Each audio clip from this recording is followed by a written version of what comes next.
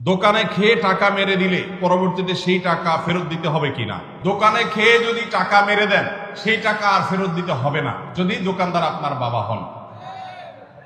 বাপের দোকান হলে সেটা আর ফেরত দেওয়া লাগবে না।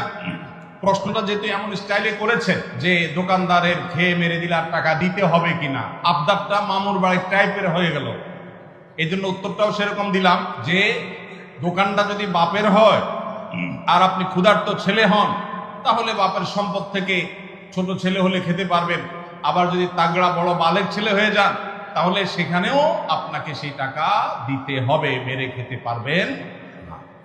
ভাইরা আমার, আমল অনেক বেশি করার দরকার নেই। অনেক বেশি ওয়াজ না শুনলেও চলবে, অনেক বেশি নফল আমল না করলেও চলবে। মানুষের হক মারবেন না কোনো।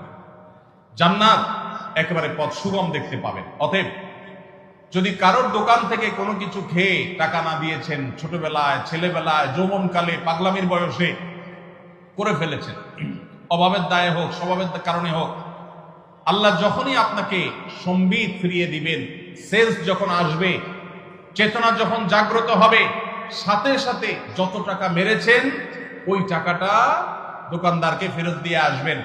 যদি স্বীকার করতে লজ্জা লাগে, স্বীকার করার দরকার নেই। দোকানদারকে বলেন যে টাকাটা আপনি পাবেন, যেভাবে হোক রেখে দেন, অথবা যে কোনো ভাবে দোকানদারের ক্যাশে টাকা আপনি দিয়ে দেন, ব্যাস দায় মুক্ত হয়ে যাবেন। আর যদি না দেন, তাহলে কিয়ামতের ময়দানে এই দোকানদার আপনার সামনে দাঁড়ায় যাবে। বহুত হজ করছেন, উমরা করছেন, ওয়াজ শুনছেন, তাসবিহ তেলাওয়াত করছেন, মুছে তাও দিয়া যখন জান্নাতে যাওয়ার জন্য রেডি হবেন, সামনে এসে দাঁড়াবে দোকানদার। ও যে চা বিস্কুট খেয়ে চলে গেছে, দাও নাই। এলাকার রাজনৈতিক নেতা ছিলা, খাইতে খাইতে সব বাকিতে লিখে রাখো, লিখে রাখো, লিখে রাখো বলতে বলতে খাতার পরে খাতা ভরাইছ, দেওয়ার নাম বন্ধ ছিল না। নেতাকে তখন কিয়ামতের ময়দানে ঠিকই দাঁড় করানো হবে। এই নেতা বুড়ো বয়সে হাজী সাহেব হয়ে গেছে, মসজিদ কমিটির সভাপতি সেক্রেটারি হয়ে গেছে, অনেক বেশি আমলদার হুজুর হয়ে গেছে, হজ উমরা ইতিকাফ বাইতুল্লাহ গিয়া নিয়মিত করে, দাঁড়াই শুভ্র সাদা হয়ে গেছে, কানতে কানতে দোয়া চোখের পানি ফেলে ভাষায় ভরা ফেলে, 2 পয়সার কোনো লাভ নাই।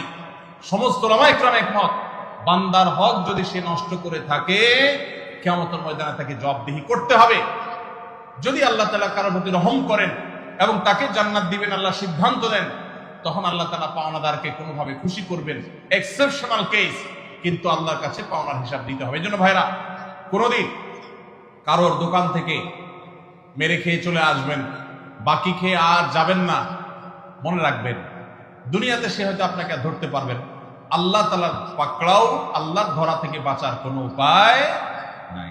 এই জন্য ভাইরা, মানুষের অধিকার ব্যাপারে আমাদেরকে সচেতন থাকতে হবে। আল্লাহ আমাদেরকে তৌফিক দান করুন। আস-সুন্নাহ ফাউন্ডেশন, উম্মার স্বার্থে, সুন্নাহর সাথে।